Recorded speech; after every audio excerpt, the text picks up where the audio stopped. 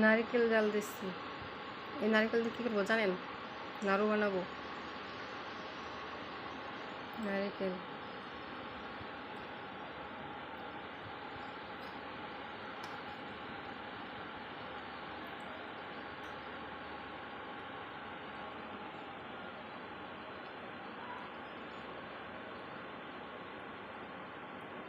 শেষ। নারকেল দিয়ে নাড়ু বানিয়েছি। আমার কাছে এই যে বাটিতে ভরে রাখছি 2 বাটি। এই যে নাড়ু